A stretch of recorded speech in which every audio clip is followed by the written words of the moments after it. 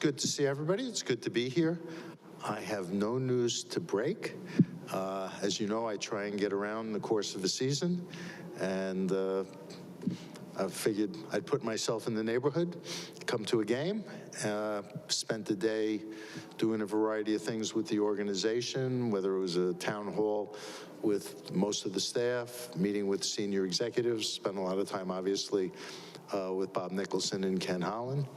And I took another tour of the Ice District, which seems to get bigger and better each time I come here. And it looks like things are all good. So since I'm not breaking any news, I assume somebody may have a question or two, and I'm happy to try to answer them. Hey, Gary. Derek Van Diest, Post Media.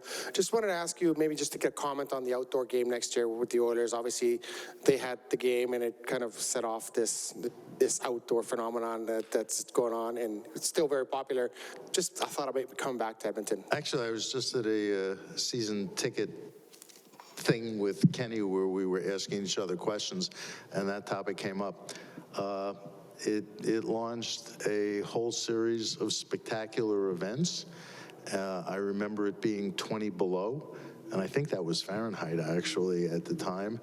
And the imagination and the execution of the first game led us down a path where, you know, it's become, I think, unique in sports, and it has been a trademark of ours, and it just gets better and better every year, and we think coming back here next fall is going to be spectacular, and there'll be a lot of events planned around it, both downtown and out at the stadium.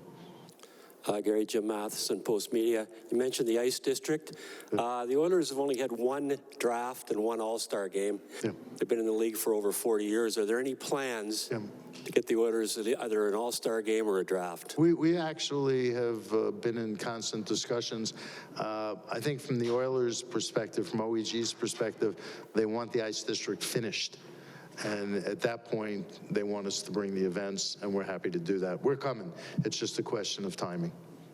Thank you.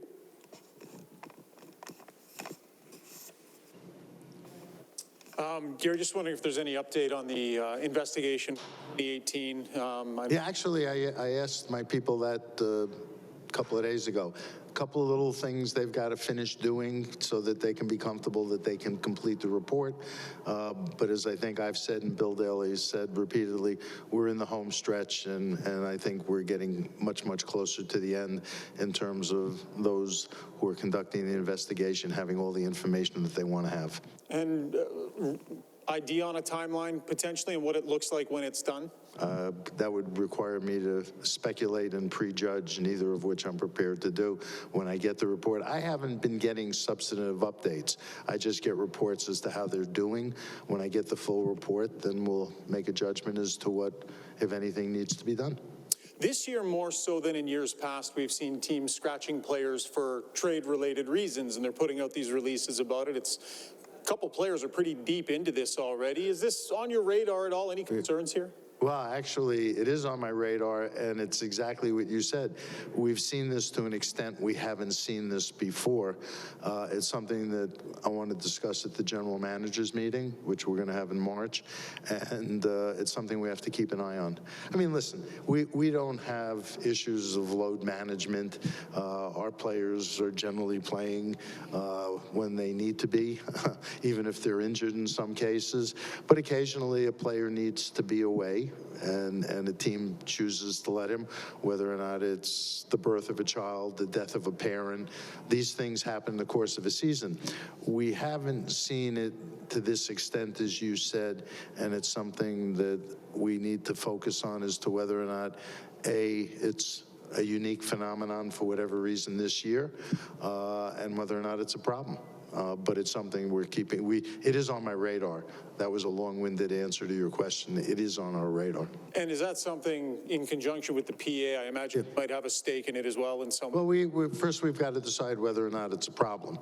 And at that point, we'll discuss it with the PA. Lastly, for me, any update on the Ottawa Senators sale coming in? The due diligence process from 15 or more people or groups are in the process of doing due diligence, and my guess is they'll start requesting the people running the process, the Galeotto Sports Partners, which is the investment banking firm running the process.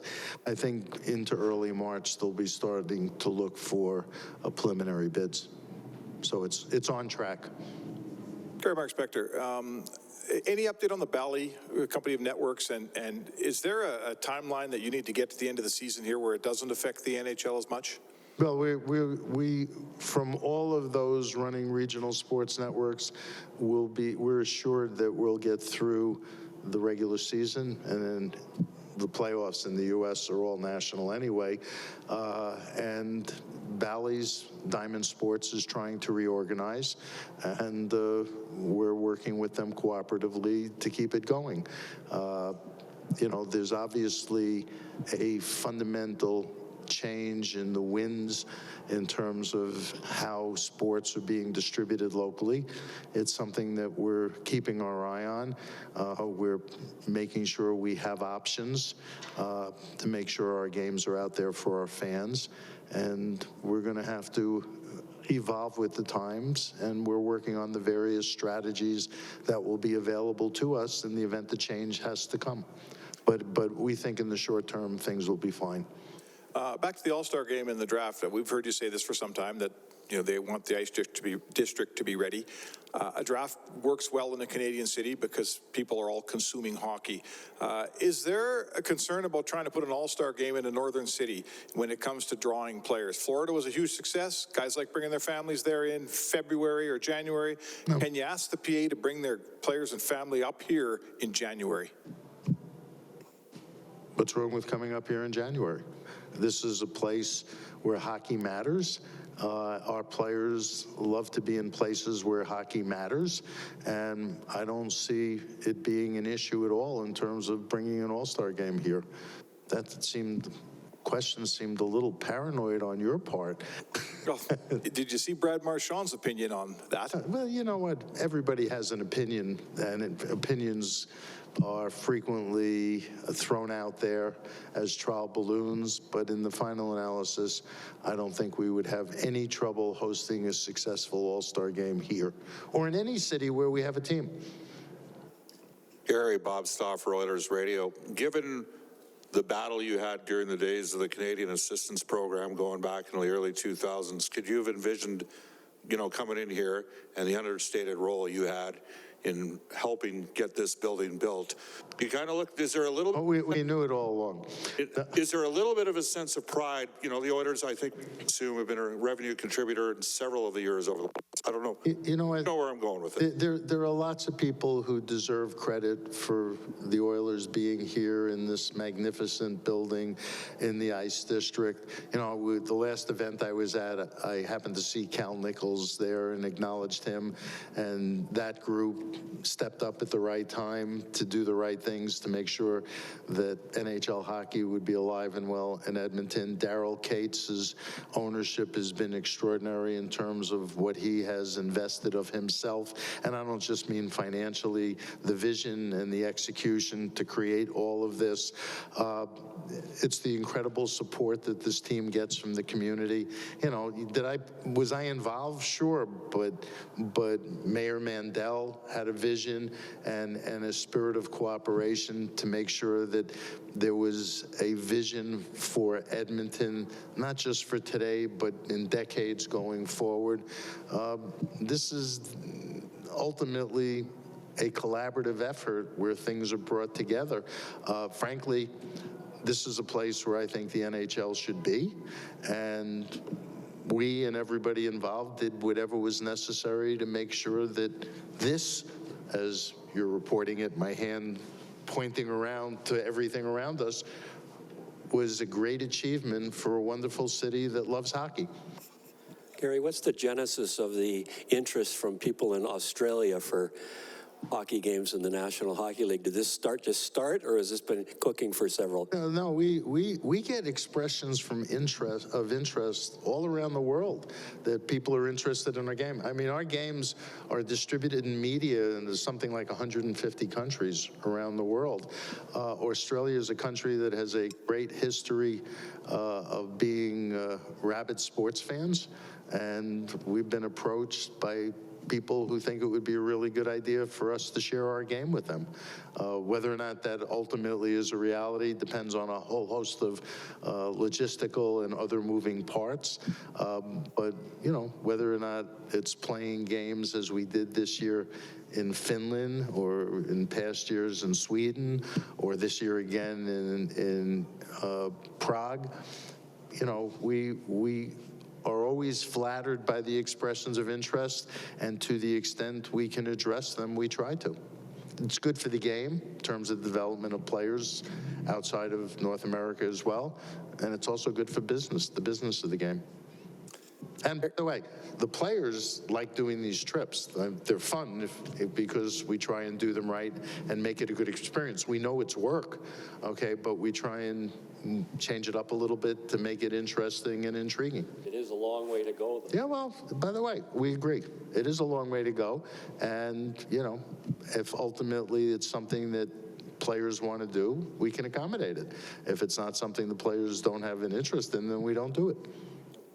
Gary, I just want to talk about the playoff format. I know there's no real appetite to expand the 16 teams, but just wondering the way it's set up now, has there been talk about changing the format at all, or do you like where it is? No, actually, you know, if you think about the stretch run to the playoffs, it's incredible. I think if you look at the last 2 weeks, on any given day, I think the Oilers could have had 4 different opponents in the first round if the season ended on that given day. When you look at our first round and how intense it is, when you look at the number of 6 and 7 game series that we get throughout the playoffs, I don't think there's anything comparable to our playoffs. There's always a lot of chatter about change this, change that, but you know, that's in search of a solution for a problem that doesn't exist. What we have is working extraordinarily well based on attendance, based on competitiveness, based on TV ratings. It's working very well. It creates for an exciting regular season where the games are meaningful throughout. And you know, if you look at the competitiveness of our game, yes, we're averaging 6.3 goals a game, which is a pretty high watermark for us. When you look at come from behind victories, we're somewhere in the 40% range, which is, it's not an all-time high, but it's close to it. When you look at multi-goal comebacks or third period multi-goal comebacks, we're doing extraordinary things that make the game compelling, entertaining, and exciting on a nightly basis. So I think the spirit, when this, if I recall, when you developed this, the GMs developed this playoff structure, was to try to get more local or more rivalry playoff series. Is that correct? This is a local question, but here in Edmonton, the Flames and Oilers played their last game against each other on December 27th. I believe the same thing happened with the Rangers. You're correct. Is that any concern for we regular season? You know how complex it is to do the schedule. We're doing 1,312 regular season games with a lot of travel in 32 different buildings where there are other events and dates aren't always available.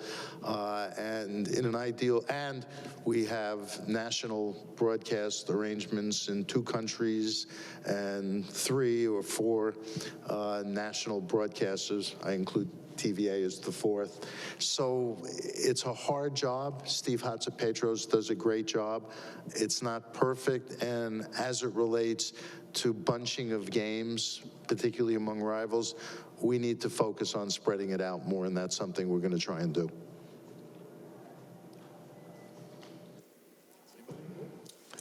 Anybody else? Gone.